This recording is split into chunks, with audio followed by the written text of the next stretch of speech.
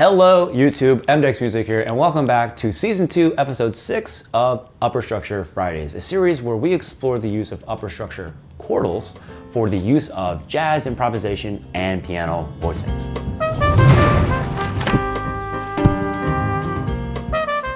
If you're not familiar with upper structures, I strongly suggest you check out Season 1, which is available now as an entire course featuring interactive PDFs, demos, and much more. You can click on the link here or just check the description down below. Also be sure to watch the introduction to this series where we explain both what quartals are and how we're going to use them to create new colors in music. So today we're going to look at a perfect quartal that starts on the flat 7 of a dominant 7 chord. It will be notated like this: flat 7, 4, 7 over dominant 7. So there's a lot of really cool altered implications with this upper structure that lend itself very well to any dominant 7 chord that targets a minor chord. So we're going to use A7 as our dominant 7 chord and build our upper structure quartal on top of that. So A7, the 7th, the flat 7th would be G. So that's where I'm going to start stacking my perfect fourths on top of G, over to C, which is really a B sharp, but we'll get to in a second, and then F. So there's my upper structure quartal and my dominant 7 chord down here. So the reason, like I said before, why we're calling that C a B sharp is because it's a sharp 9. This upper structure quartal introduces 2 tensions into the voicing, and one of those is a sharp 9, the other one is a flat 13. So if I'm thinking of the 9th of A, that's got to be some iteration of B. That's why, to be enharmonically consistent, I would think of that or call that out as a B sharp.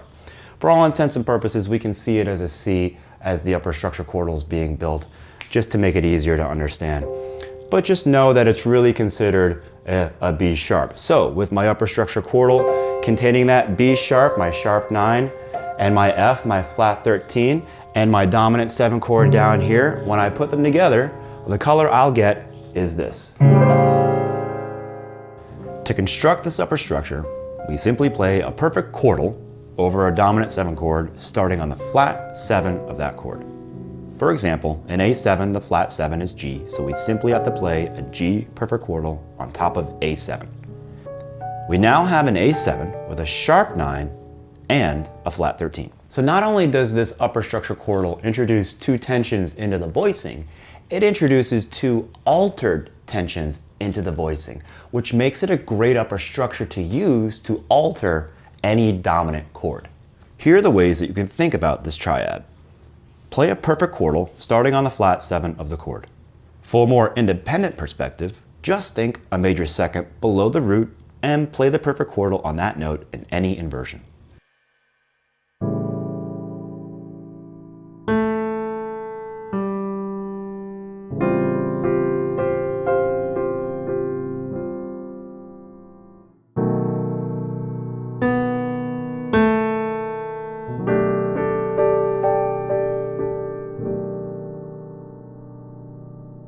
This upper structure quartal works well on a 5-7 in minor keys.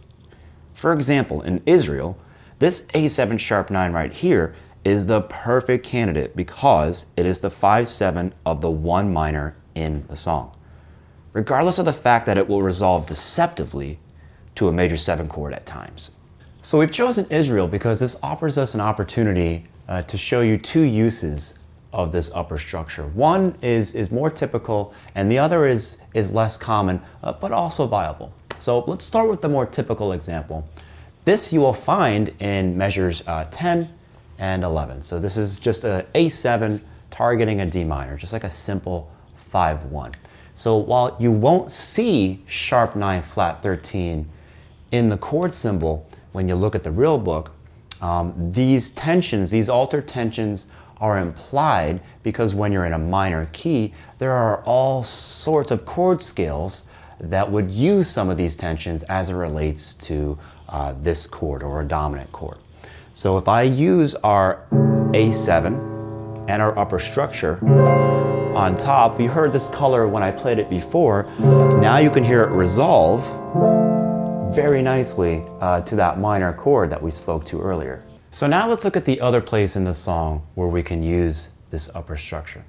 And like we mentioned earlier, this is a less common chord progression because you'll see in measures 6 and 7, this A7 is resolving on a major 1 chord, even though we're in a minor key.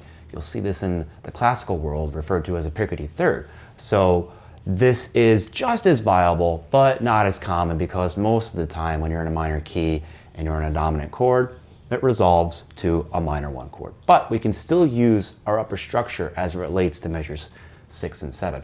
Not only that, we're going to use today's upper structure and in conjunction with Season 2, Episode 3's upper structure back to back. So I'm going to use, and this is really cool because it's going to create this kind of parallel motion in my right hand between the upper structure that we're talking about today and the upper structure that we used in Episode 3. So you're going to hear this really cool parallel movement. But let's put that into context with the dominant 7 chord on my left hand and the major 1 chord also. So this is going to sound like this. So here's the upper structure from today, and there's the major 1 chord and the upper structure that we talked about in Episode 3. And as you can see, it still has resolution to it, and it still works because that A7 sharp 9 flat 13, while not resolving on a minor chord, still targets it, even though we're not going there. The whole point is that you look at the upper structures from different perspectives, and each perspective will open up different doors. And any of these ways of thinking is useful. All right, it's that time again, time for your upper structure challenge of the day. See if you can picture the flat 7/4/7 over the given dominant 7 chord. As always, we'll give you 4 beats to think about it, and then we'll show you the answer.